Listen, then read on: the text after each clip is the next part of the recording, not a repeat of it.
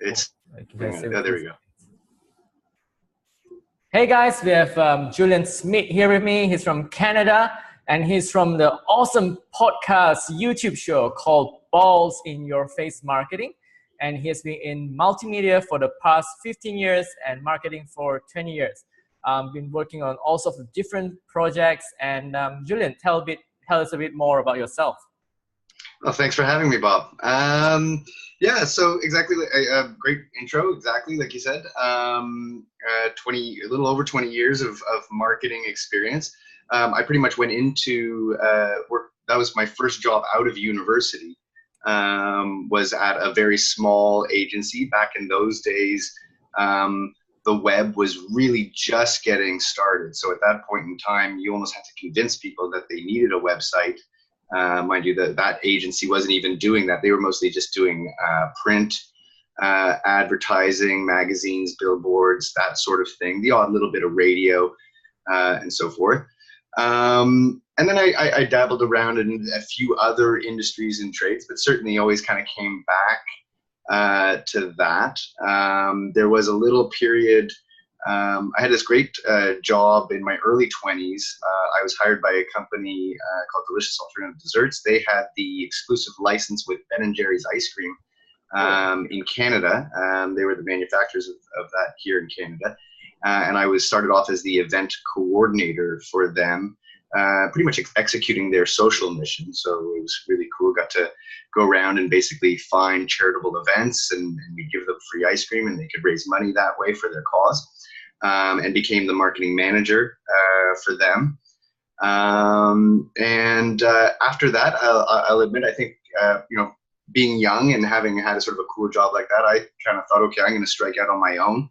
I thought I was a big shot. Started my own web development and hosting company.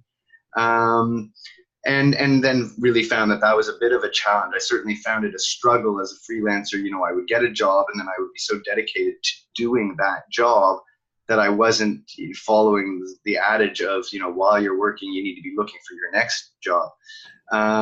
So I ended up going back into the workforce for quite some time after that. I kept that running a bit on the side with the odd little, small client and some people who were on my servers hosting. And then it wasn't until just a little over a year ago or so that I felt as though, okay, now I really have accumulated the experience that I needed and was in a position where I was ready to put on those entrepreneurial shoes again. And I've been doing that ever since with my company, JD Nevins Communications. And yeah, Balls in Your Face Marketing is just sort of a fun project on the side, although I definitely am having a lot of fun with it. And it's been generating, in a way, leads actually organically. So that's pretty much the summary. Cool stuff, Julian. Just to track back a bit, currently with JD Nevins, what sort of services do you normally offer your clients? So it's very much all of the that background that I come from. So again, digital media production and marketing and advertising. So building websites, building videos out for people. But what I also really wanted to focus on was where I felt I had some gaps, which was in social media, social marketing. So things like Facebook advertising in particular. I invested a lot in that, somewhere between $10,000 and $20,000 just to ramp up in that field. So we do that now as well, and through BIYF, now going to be launching a full sort of multimedia content management program for people who want to do things like this, like podcasts, YouTube channels, etc. Cool.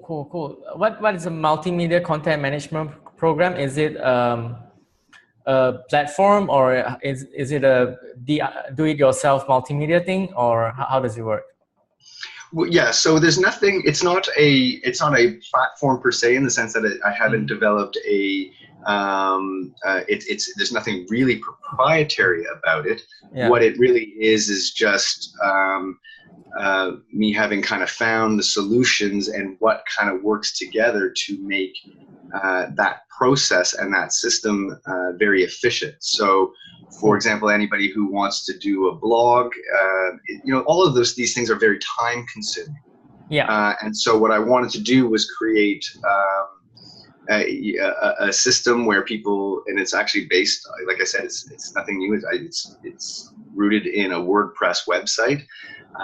But if, for example, you are writing articles, then rather than have to go and go to each social media platform and post and repost from the back end of your website, you can now blast that out to up to 15 different social media channels. And then same thing on the YouTube channels and podcasts. It's really just the configuration of everything so that that's efficient, so that when, for example, I upload a video to YouTube, that automatically converts that into an audio file and automatically posts that to your iTunes account or Stitcher account, for example. Cool. I'll give you a shout out on this on LinkedIn. Wonderful. And I think you touched a bit, because actually my journey is I stepped out as an individual close to a month ago, and that's why I'm also doing like podcasting. I have time to create content. And you said something quite important, which is you said you were very focused on doing one task and you sort of neglected looking for a new business. Now looking back and now you're more experienced, how did you know how to strike that balance, or what's your current practice on that? Well, so my current practice is deploying the things that these new skills of social advertising. Exactly. So creating a lead generation system.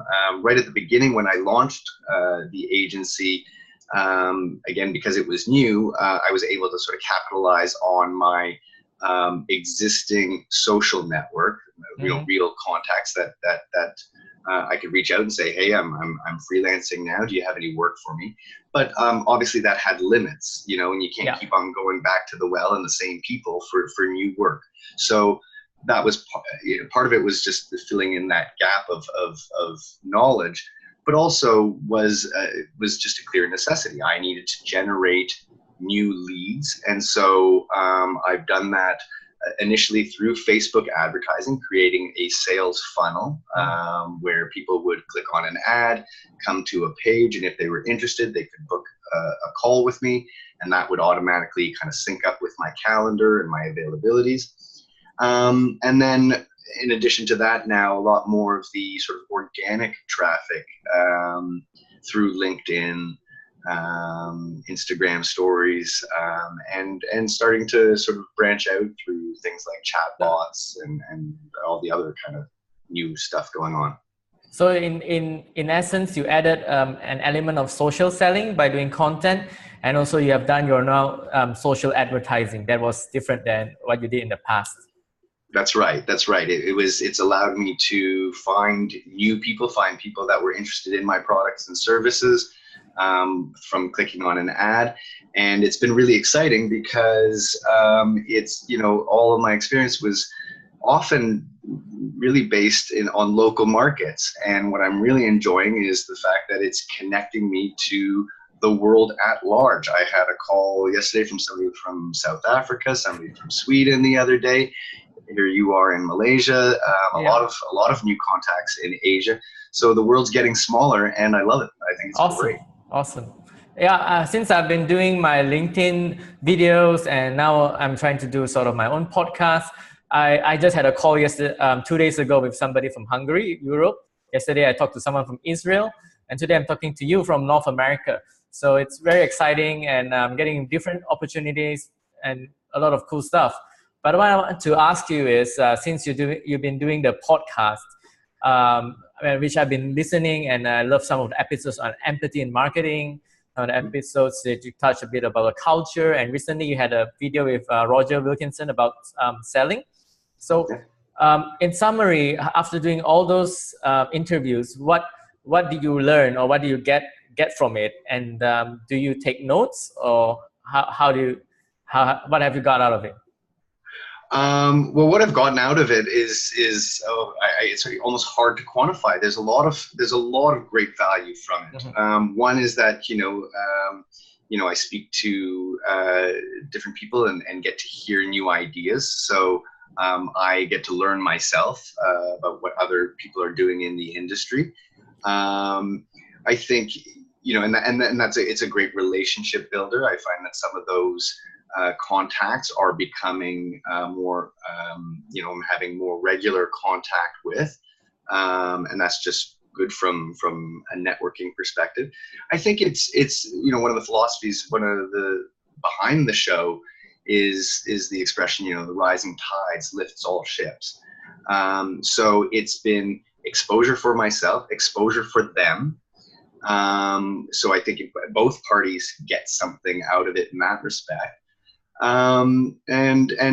It's really like the learning and trying to give back to people. And so in terms of, back to the question about writing notes and so on, I try to keep that fairly myself, and this is my own sort of personal philosophy around it, is that I try to not put too much structure around it. Sometimes we'll say, okay, here's the theme or here's the core subject.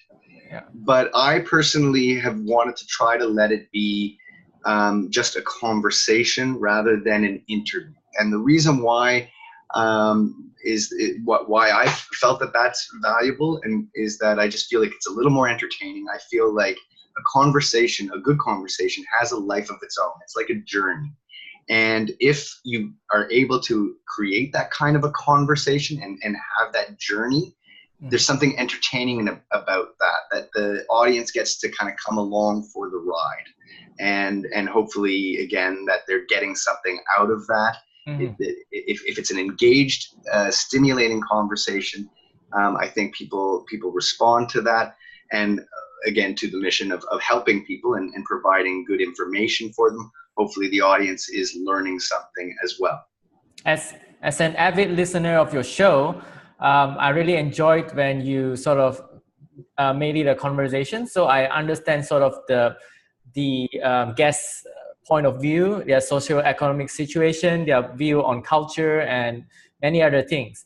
And in terms of learning, because one person that I follow called Tim Ferriss, he does a lot of podcasts and interviews as well. And he said he doesn't take notes, but whoever he interviews and that fact or that cool knowledge sticks to his head, it's meant to stick. If it doesn't stick, then it's whatever. Because he interviews quite a number of people, and that's what I will do as well. Not really notes, but what I will do, I'll split the videos into small parts and post it on LinkedIn. Mm-hmm. And that's absolutely true. That it's had this sort of flow in many regards, that where exactly like you said, somebody will say something and that will stick. And then maybe somebody will stick with somebody who heard it and watched it, and they might come back and say, well, I have a different opinion. And so in many regards, each episode has almost been a continuation of the last conversation. And that's just been, again, very natural, very organic. So you can kind of jump in for that specific episode. But if you watch them actually sequentially, you'll see that, the first episode that I did with Roger Wilkerson, who you mentioned, that was because I saw a video where he did a pushback about a personal brand and whether a person can be a brand. And then, like I said, somebody kind of chimed in because they had been doing personal branding as a bit of a service. And then that opened up the psychology of a brand. And then, as you mentioned also, that there was this episode about empathy in marketing. So they just seem to flow one to the other. It seems to be this big, larger conversation. And it's been really fun. It's good. It's great stuff. I listen to most of your shows, and it's been great stuff. I think you have like a degree in clinical psychology. Am I right? That's right. I have a Bachelor of Science in Psychology from the University of Toronto, and I've and education is, I think, ongoing education is really important. So, you know, I did at one point, I went back to school and studied studio engineering and sound design. I actually thought maybe I was going to be doing that for a while. I did have a small little stint in a studio. And then I was offered a job at a multimedia agency, and I thought, well, okay, lets me put all of that together in one shop. So it wasn't just audio, even though I love audio. I find sound and audio and audio mixing. I just find it very interesting, the sort of invisible and yet physical medium. It fascinates me to a certain extent. But this allowed me to put audio, video, the web, again, multimedia. So I ended up doing that and working with that particular agency for about 10 years. My question to you is, with your degree in psychology, has what you learn in psychology impact the way you do marketing? Because I think in one of your shows you said that what you cannot teach a marketer is like empathy, like how I create my content and how I create content for my clients. It's basically it's natural talent. There's no formula to it. You need to know how people respond. Of course, insights help. Of course, if you study and do your research, it helps. But sometimes it's just down to instinct and empathy. And do you feel that your education in psychology has helped you in a way? It certainly has, because, you know, so there's all kinds of there's little things that say, for example, like just sort of the psychology of numbers, right? You know, people will respond to different pricing. For example, there's a reason why everything costs $9.99, right? It's because, you know, that 1 cent less makes it look as if it's cheaper, right? $10 seems like psychologically, for some reason, seems a lot more expensive than $9.99. There's also, and I alluded to this, you know, there's all kinds of personality types that you can learn through psychology. So in a very sort of most basic, you can get very complicated with it, like with, let's say, like a Myers-Briggs test, which measures on 4 different scales. But, you know, just even like a simple sort of quadrant version, you know, whether somebody's more extroverted versus introverted, those kinds of differences between people, and understanding, therefore, how that person will respond to different communications, especially in personal interactions. So there's some learning that you can certainly apply in that regard. But to your point too, yeah, empathy, there's also an element of just sort of natural perception of some people, like, again, so you know, micro expressions, you can learn that stuff technically, right? You know, if you know, somebody looks up to, and I'm going to get the sides wrong maybe, but, you know, if they look up to the left, it means they're accessing the creative side of their brain, and if they look up to the right, it means that they're accessing their real memories. And so basically, you know, from where they look, you can learn to detect whether somebody's lying to you, just based on that, right? If you ask somebody a question and they look up to the left, and then that means they're accessing their creative side of their brain. It means that they're making something up. But for sure, I think empathy is also, some of us just have it more than others. Yeah. And it served me well. I went into psychology really because I felt very empathetic. And then I ended up deciding, okay, I'm not going to pursue that. And the real reason for that was that I realized that as a trade, as you know, that you have to be a lot more patient with people, whereas my personal style was to immediately, you know, say, okay, well, here's what I'm picking up on you, and here's your problem. And that's not the way to practice psychology professionally. So I ended up deciding, okay, the information was great, and yes, to your question, I've applied it, but yeah, not as a psychologist. Cool. I feel like how some psychology or some empathy has worked for me is I have been able to use it to identify trends and to look at something, and I knew that it's going to be big. And this can't be taught, because once you look at something cool, you say, oh, that can be some content, and that is where the brand should go. And that's something cool, or that's an upcoming singer, I know that she's going to be big. That only comes with good empathy and good psychology and understanding of the people around you. And yeah, no, I think you're absolutely right. That exactly, you need that ability. Really, at the end of the day, empathy is the ability to put yourself in somebody else's shoes, to start to perceive things not the way you do, but the way that they might. And so, exactly, if you look at something and you think about, and then put yourself in various roles and start to say, okay, well, yeah, I think that this is something that will appeal to a broad mass of people. But at the same time, you can always be surprised too. A lot of times, I get it wrong. You think something's going to work, or you think something's going to take off, and sometimes you get it wrong. Yep.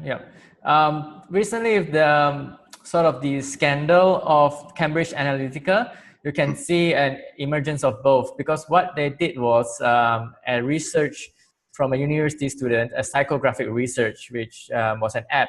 And they sold that research to a Facebook advertising company that was running political campaigns. So it was a combination of both, an understanding of psychology and how psychographics work, and real good at real-time ad targeting, and that got them both together. I don't know if it worked, but that was the basis of the scandal. And what was more controversial was actually the permission, because people didn't know that they were doing the psychographic test for that purpose. They thought it was some academic research that they were doing. Well, yeah, although, I mean, that's why I don't consider that to be much of a scandal, specifically for the reason that you're saying is that, that's what the terms of service are on those things. And every time that you say, yes, I agree to share my information, you're agreeing to share your information. And people should know that, that based on the terms of service, that technically, really, I don't know that there was anything so much that was against the rules. It was just people didn't like how it was ended up being used in that case. There's a lot, from as far as I'm concerned, that's all just a big smokescreen. There's not much, right? Like I think there are much greater risks. As far as I'm concerned, Facebook personal data is in fact hackable. Secondly, by the way, too, psychographic data isn't really so much harmful, that harmful kind of data, right? It's what, when we talk about our security, I'm more worried about my credit card, my social insurance number. That's the kind of stuff I want protected. Psychographic data is used by us marketers. We're not real. Exactly. So that in your Facebook feed, for example, you're getting an ad that is based on genuine interests. And I would much rather that. I mean, I don't, for example, why would I want ads in my Facebook feed that have to do with feminine hygiene products?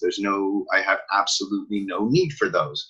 So would I rather at least see content that is more relevant to my genuine interests and behaviors? Yes. And, so that's why I think, that scandal and all of that noise really, I think, also comes from traditional media, TV, etc., who are seeing their audiences move away. I don't know how much TV you watch, but I certainly personally consume a lot more media now online than I do through traditional TV. I certainly skip through the ads. I'd much rather watch Netflix that's ads free. Often now, for example, in the times that I do watch a show, I'll just quickly hit pause so that it's kind of recording it so that I can skip through the ads. So yeah, I think it's a big part of that is traditional media feeling their market share dwindle and trying to pick on the new media that are taking away their market share. Cool. I think it's a combination of fear and something new that people don't expect. And one of the questions that was raised in Congress was that can Facebook stop showing us ads? And I wanted to say, can TV shops stop showing us ads anyway? Yeah, that's right. Exactly. Why did nobody ask? Why did you ask TV? Them? Yeah. And that's that is their business model. And yeah, I find it funny too. I mean, they're at the same time, you've got them saying that they're recognizing their own necessity for it. They're like, well, we can't kill this thing because this is how we're connecting with the electorate. Yeah. Right. So all of their, they're connecting with their voters through Facebook, through social media.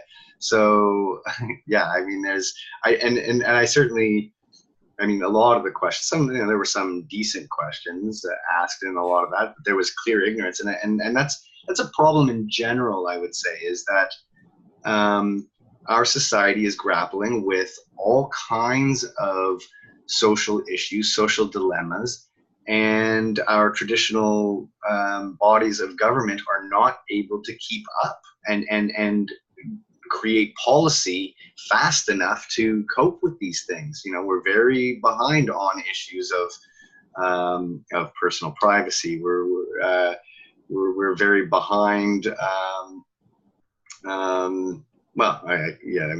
don't want to get too political, but fertility technologies, artificial intelligence technology, stem cell, stem cell research. Yeah. And I'm all for research. I certainly not saying to pull these things back, but right now, artificial intelligence is maybe another good example where there's very little regulation around that.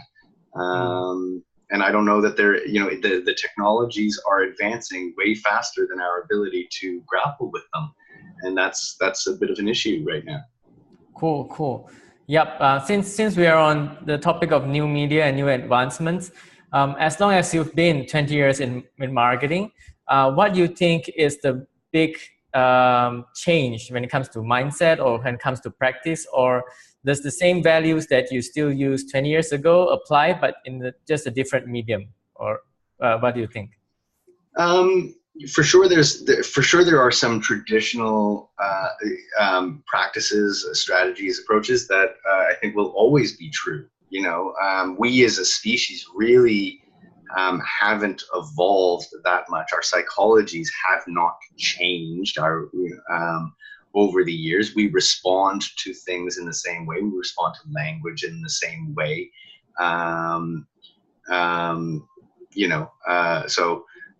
don't think that's going to change. For example, with like the old adage, let's say when they say sex sells, putting a picture of a smiling girl, whether for better or worse, whether that's a good thing, but that's the way, the way our brains work. So some of that stuff is always going to be, I think, the same. I think it's really in a way just more accelerated. So, I've certainly been talking a bit about this lately that, people talk, right? And that's always been the case. And a brand's reputation evolves through those discussions. More people who work at the company and speak well of it, the more people who have a positive experience with a company or a brand, they talk about it, they tell their friends about it. The difference is that it's just accelerated at a much faster pace now, where one bad story, which used to, he said, she said, and it would be over the phone, and eventually that would become common knowledge. Well, now it's one viral video and everybody knows.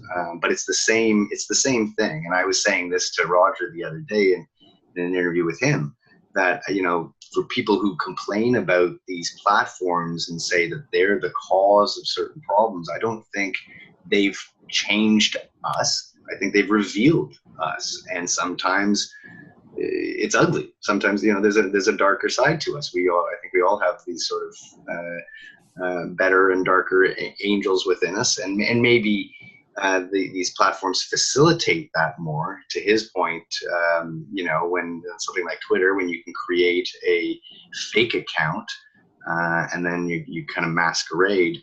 It allows for those darker sides of ourselves to, allows people to say the types of things that they wouldn't say publicly.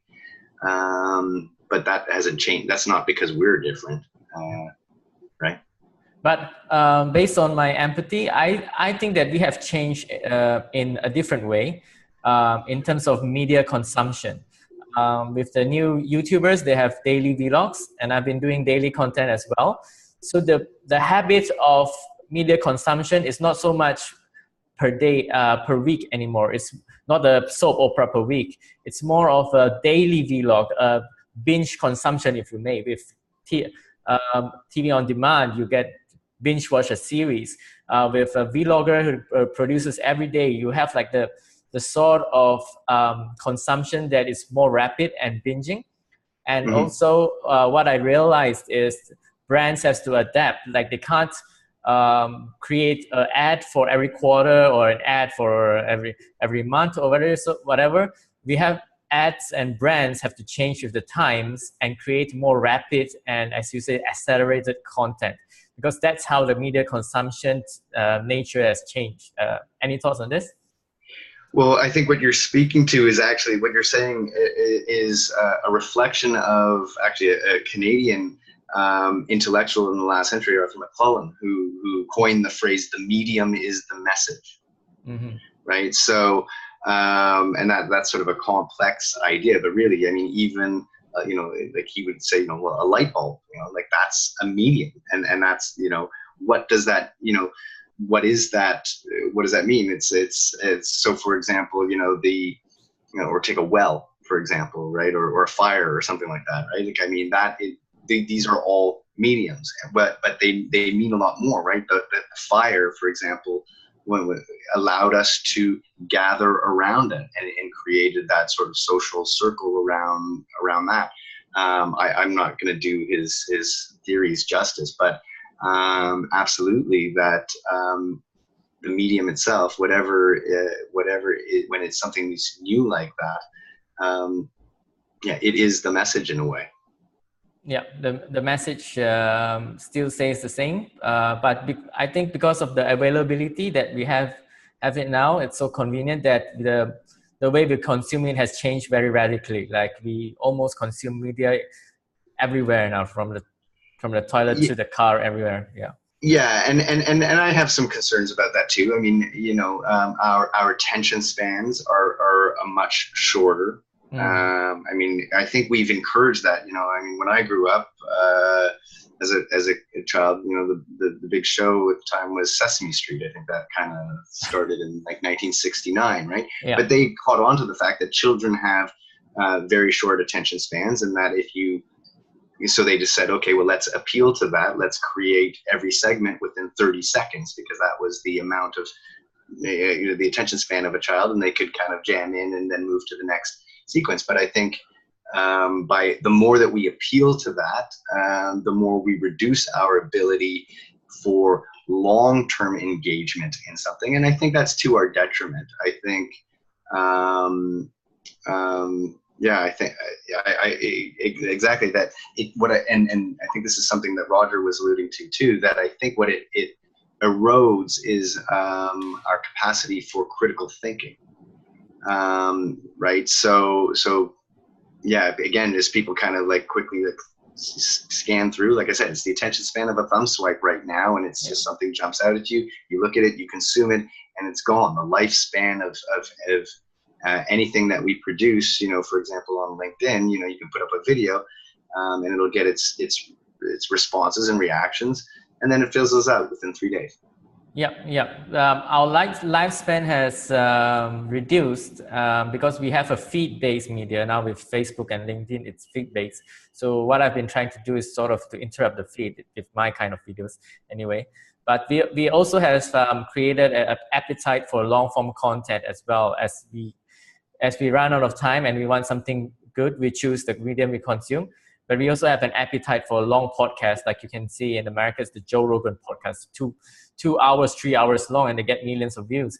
And your content as well is It's not, it's like 1 hour, 60 minutes, and people have appetite for the content that they want. But anything that's not what they want, it's basically not, they're not consuming it.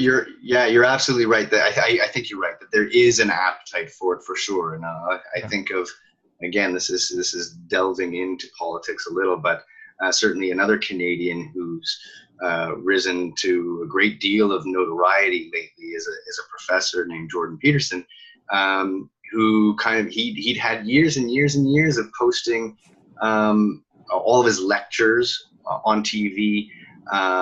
He just had hours worth of content online.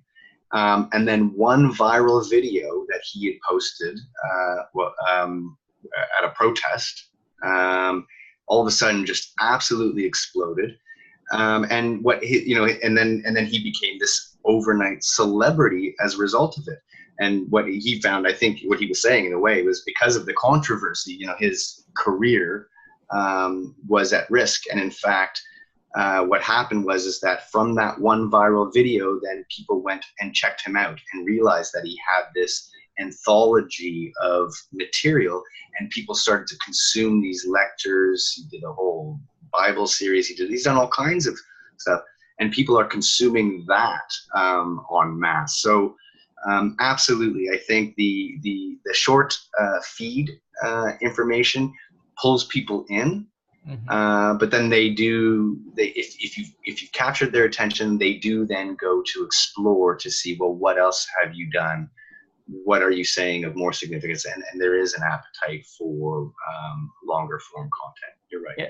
Yes, I see that as what you said about Professor Jordan Peterson as a strategy that I've been using, but I've not coined it out, because what I've been doing on LinkedIn feeds is really to capture attention with some thoughts and some rival videos, whether it's lip syncing or whatever.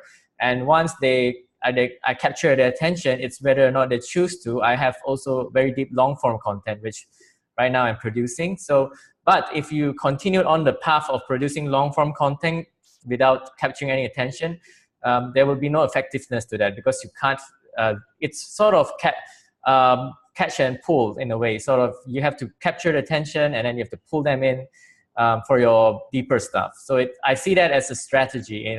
No matter a brand or a personal brand could actually make use of that. Yeah. No, exactly. Well, I mean, exactly. The people, yeah, exactly. They'll otherwise it's just a quick flyby, right? Exactly. They'll say, okay, well, that was kind of neat. That was, they'll look at that, but then if there's no real substance behind it, then they won't stick with you. Yeah, I think you need both. You need to catch the flyby, and then after that, you need to pull them to your long form content. That's how it works. So either some people just do the flyby too much, or a lot of long form and no one pays attention. That's a crime too. Yeah. Yeah, well, and then that's certainly a sort of a classic sort of blog strategy, right? Is that if you write, let's say, a long article on something, you put the first part of it, but on the social media platforms, on LinkedIn, but at the end of it, rather than give the whole article, let's say on LinkedIn, you say click more down at the bottom, right, to continue reading, and then that brings them into your site. Yeah, that could be a really cool strategy. And but I'm from in our last call, in our last podcast, you talked to me a lot about Asia, and told you about the diversity here and how things work here. But I've never been to Canada. I have not been even to any part of America. So could you give us? I think most of my viewers could be coming from Singapore and from Malaysia.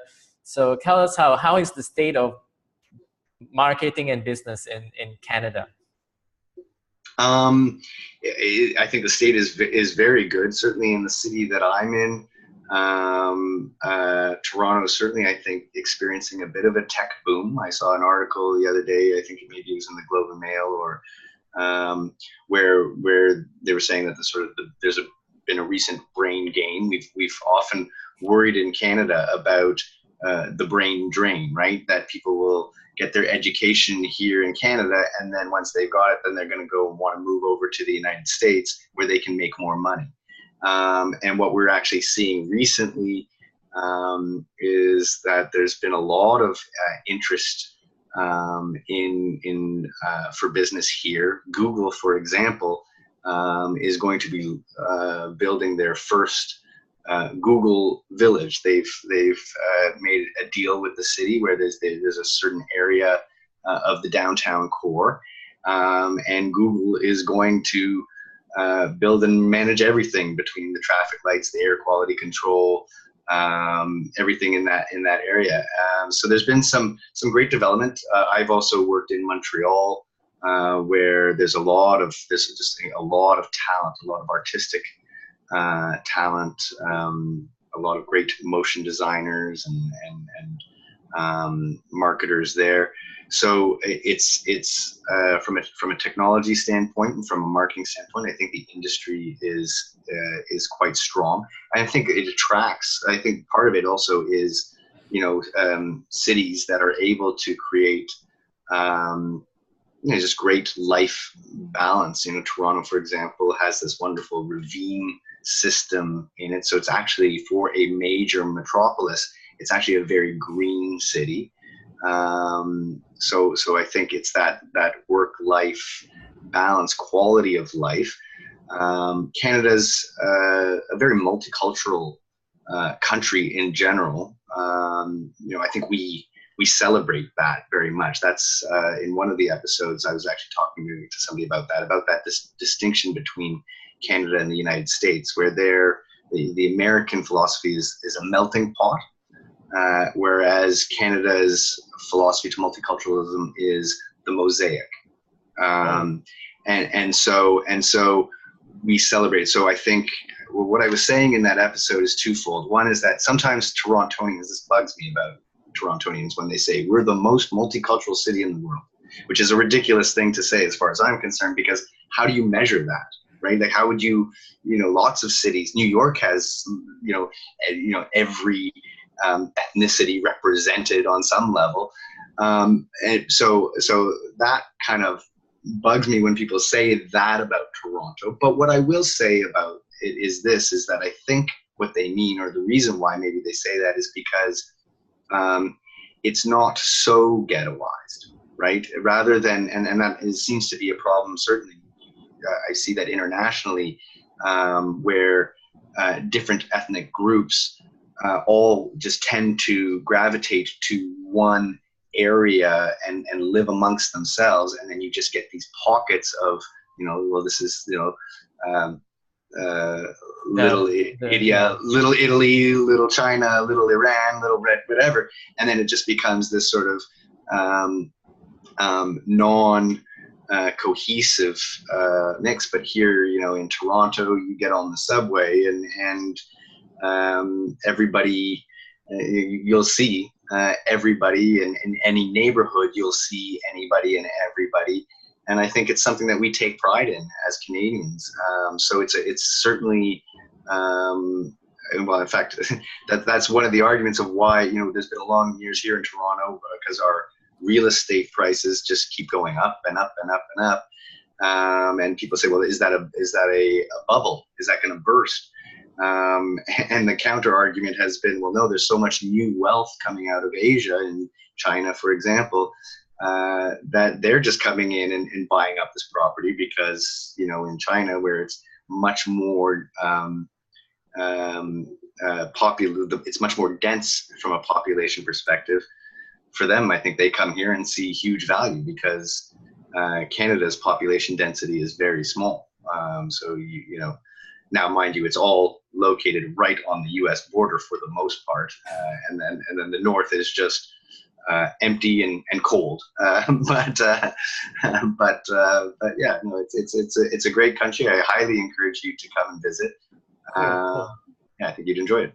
Yep. I have to ask this question because coming from Malaysia, we are quite multicultural as well. And when it comes to marketing, we sort of have segments of advertising for different ethnic groups, because that's how we work. And we, like you said, we live in different parts of the city. We have Chinatown, we have Little India, we have Malay villages. So how does marketing work in Canada? You don't need to do that, or that like one type of ad just works for the whole country, even though you're so diverse? Yeah, I certainly don't see that kind of ethnic targeting so much. I mean, certainly maybe on on a much more local basis, and maybe more within like politics. Maybe they will try to, politicians might try to appeal to various ethnic groups. But in general, no. In fact, I would say that the opposite almost is true, is that there's this tendency, what I see in marketers, I've often asked this question about marketers in general, like, somebody will put, let's say, create an ad, and then what they'll say is, well, hey, we haven't represented this group, right? So we're almost selectively making things multicultural,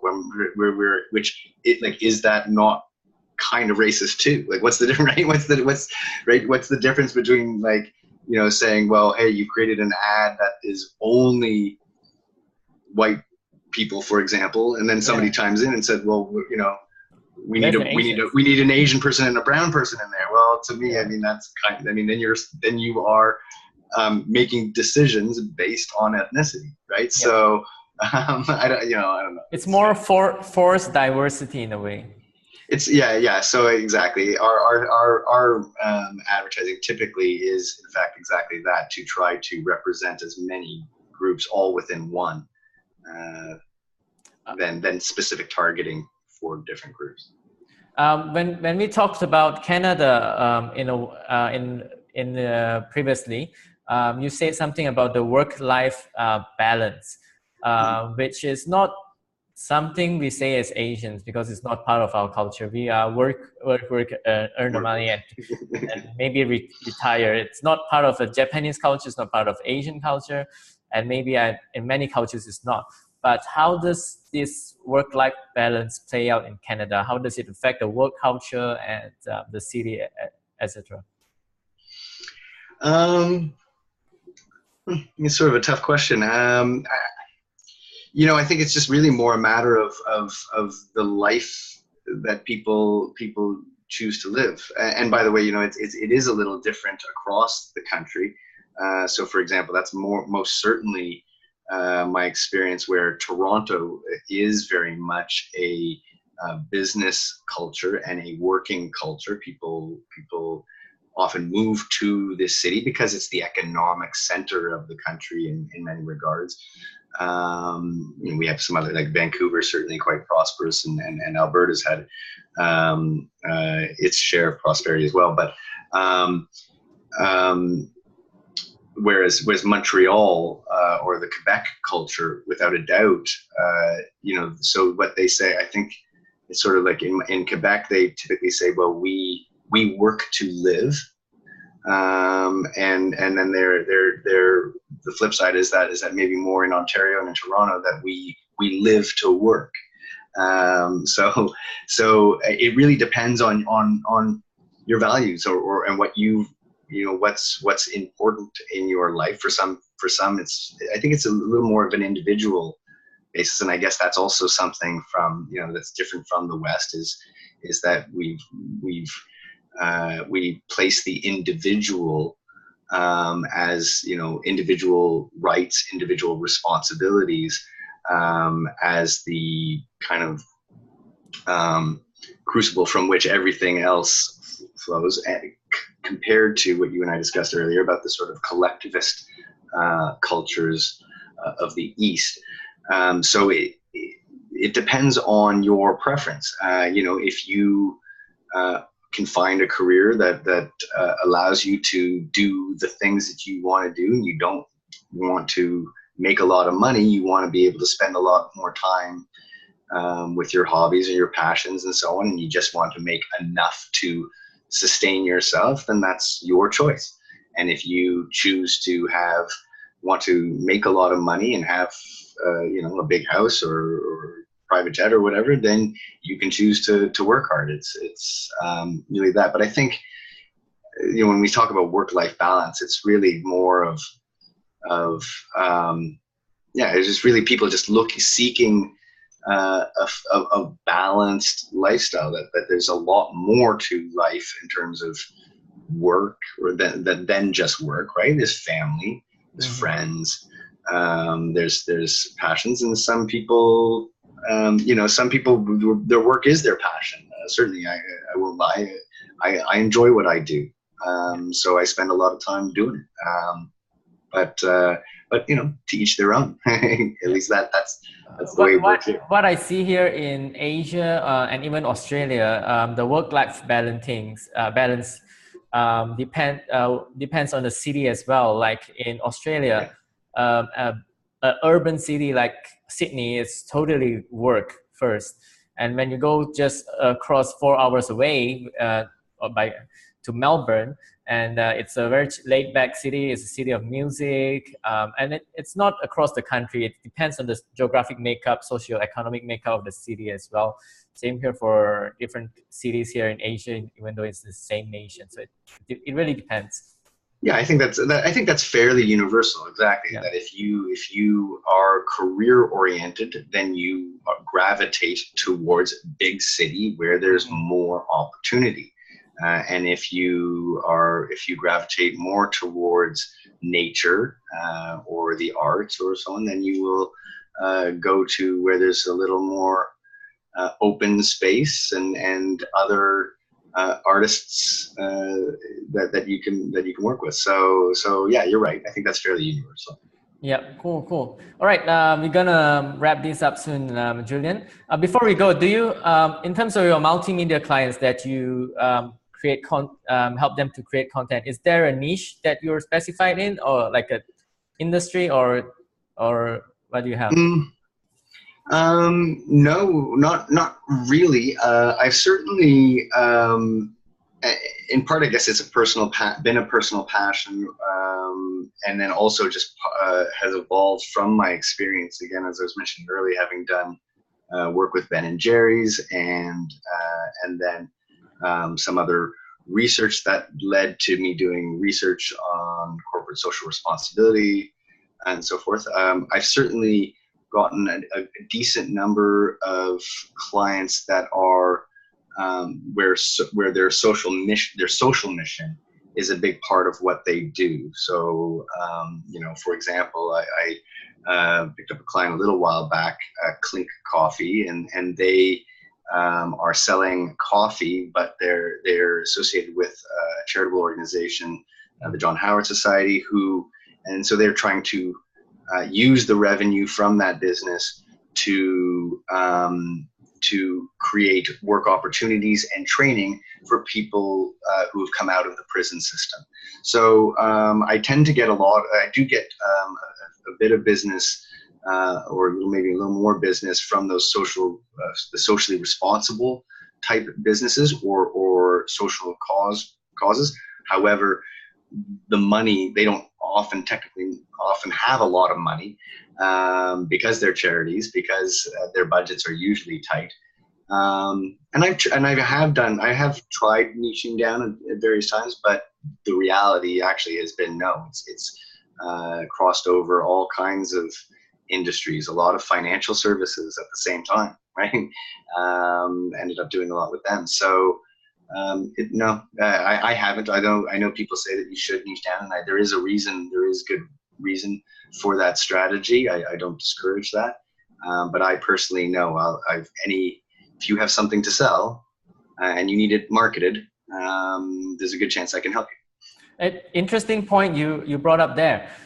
Because of this social mission that these brands have, it sort of appealed to you to do work for them. Maybe it appeals to your altruism, maybe it appeals to your values. So what do you think the social mission of a brand plays in terms of their appeal to consumers? I think okay. So I think not even necessarily their social mission, but I think knowing what their values are. I think it's very important, especially today, and especially in terms of building a brand, to know what your values are, which help inform what your culture is. Knowing who you are as a business, and this is where the great sort of opportunity I think today is, that it's a lot easier for a smaller organization or even an individual to say, these are my values, and put that out there. And for a large company, that can be difficult. It's not necessarily difficult. I mean, you look at Nike, and what's their value? Their value is just do it, right? Like, get out there and do it. So you can identify that. So what your values are. I think it's very, very important to know who you are. It doesn't have to be, though, using that example, just do it. There's no social cause behind it. You don't have to do that. I guess I've often held the belief myself that doing good is good for business. That creates a reputational gain over time. People get a good feeling through that. The flip side, though, is what I've often advised people to do, is to just do that, right? Like, do the good things that if that is part of your values as a business, that you also, take a broader sort of stakeholder example, and you think about your consumers, the environment around you, your local community. I think that's good for business. But the more you kind of signal that and say, hey, it's our mission to, help the poor, then that becomes part of your brand. People then have that expectation of you, and there's a bit of a risk in that, because then you can find that your business is spending all of its time fulfilling that mission, versus, what its existence is for, is to make money, really, at the end of the day, right? Businesses have to make money. So that was my experience. I certainly noticed that when I went over to the Ben & Jerry's head office, that they had, a huge department at the time. They've since been bought by Unilever, but there was a huge department all dedicated to the fulfillment of that social mission. And I think they almost found as if that kind of was limiting in some regards, because at least that was the anecdotal evidence. What some of those employees were saying is that, we're spending all of our time doing this instead of running a business. I feel that when a company has values and social missions, I'm generally it appeals to me, because rather than choosing their competitors, why not, when I'm eating any ice cream, why not I eat an ice cream that actually contributes to society? But what I feel is, like what you said, like Ben & Jerry's got bought over by Unilever. When a company goes public, or when it goes big, like you said, it works well for individuals and smaller companies, because when a company goes big, nobody really owns the company anymore. It's the shareholders, or is it the CEO? So they sort of lose their voice. They say they want to do it, but they don't really do it. So when a company is a big public company, they lose all their values, because no one is calling all the shots, and no one is making sure that these values is going through. So that's why my generation, the millennial generation, lose affection for any big corporate brand, because it doesn't stand for anything anymore. It doesn't mean anything. For sure. Once you go public, then you become beholden to your shareholders, and legitimately so. I mean, if I'm going to invest my money and buy stock in a company, I am an investor. I am a shareholder in that business. And absolutely, I mean, that's the whole purpose of investing your money, is that you hope to get a return. You hope to get a dividend on that investment. And if they are not making that a priority, well, then, yeah, as an investor, you're going to say, okay, well, I'm going to go put my money into a business that is growing, that the stock value is going up. But to your point, yeah, I think the consumer sees that and says, well, I want, they say, well, I don't want you to be, the consumer, the stock, the person who purchased the stock does want that, right? And the consumer says, usually says, well, no, I want them to be beholden to me, the consumer, and to the public. And I think there's a balance. I think there's just a balancing ground where goes back to where I'm saying, where by doing good though, you can grow the bottom line and do good at the same time. I do believe that's possible. I've certainly seen, some ethical funds that have done perfectly well, and they do sort of, it's a portfolio of businesses, all who sort of share that as a value, and those portfolios have done reasonably well as well, can do well. So I think it's good, but it's quite rare, and you need like a strong CEO or like some strong leader to keep the values intact. But what I see is, especially with the younger generation, what I see is more of a disgust towards corporations, because we know after like the corporations have been around for hundreds of years, that we know that there are financial arbitrages, that their final end goal is financial success, and we sort of tend to lean to independent brands. Like when you're having beer, we like to go for craft beer. Oh, why? Because it's an independent local brand, and we know who's the business owner. We know, like we sort of have the sense of familiarity with them. Oh, there's a local craft beer, instead of going for a corporate Budweiser. Oh, that's a corporate brand. You sort of have the newer generation of consumers sort of have a sense of distrust and the sense of not favorable for big corporate brands, and they'll go for the small independent family brands. I don't know if you experienced that. Oh yeah, no. I mean, you certainly see that in terms of consumer preferences. People gravitating towards the brand that they have an affinity with, for sure.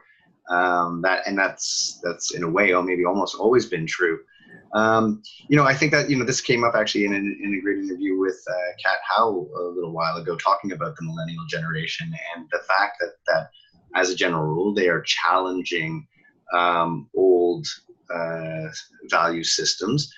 And I think that's great. I think, that's fueling some innovation. The flip side of that, I guess, is that, business is business. There's tried and true truisms to business. We, as much as, it's kind of like, something like Winston Churchill once said about democracy, where like democracy is the worst form of government except compared to all others. And it's kind of the same thing with capitalism, right? It's sort of like it's the worst system except compared to all others. This system of capitalism has worked very well for us, certainly in the West. My generation, unlike my grandparents, who went through the Second World War, and in the case of my and other wars, we've lived in exceptional peace and prosperity. Especially if you look at the larger history of humanity, what we live through right now is not normal. What's normal over the grand course of history is war, famine, and disease. Yeah.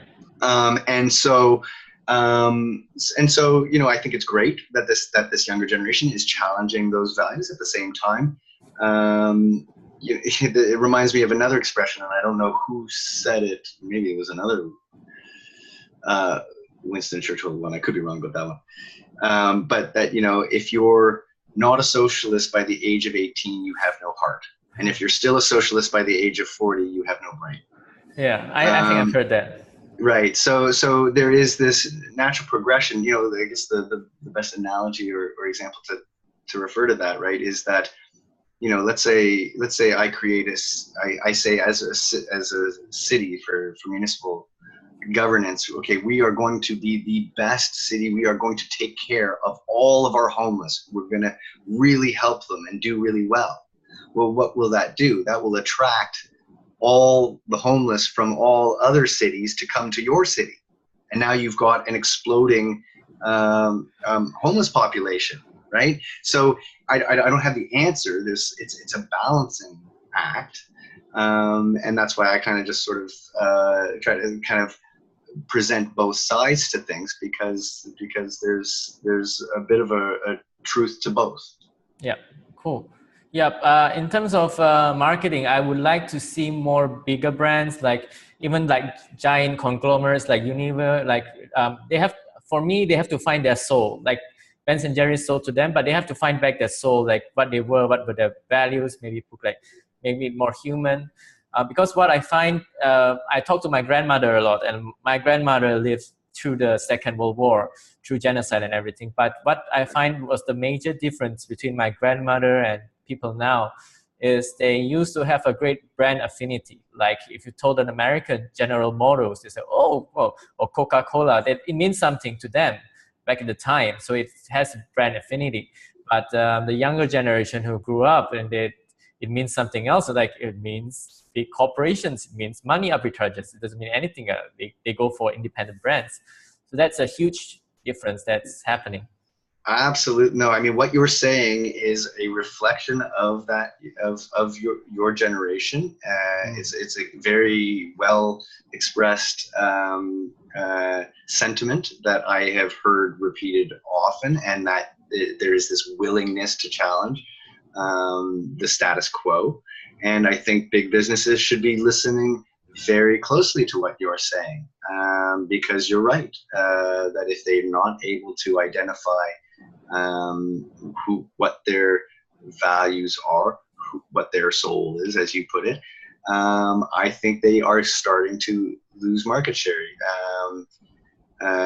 So you've seen it with sort of the big brands here. Well, say like Toys R Us, for example, they've started to go under. There was this rise of prominence for companies like Walmart's, and if they don't adapt, I think that they are vulnerable to the smaller guys. I think this is I definitely believe that this is a great period of time for small businesses and for entrepreneurs. You can figure out what your core competencies are. You can build a business around that and around who you are, and you can find your tribe online now in a way that you couldn't before. If I crocheted a weird pair of socks that only appealed to 1 in 1,000, several years ago, that would not be a very good business model. It would be very difficult to find 1 in 1,000 people who might like my crazy socks.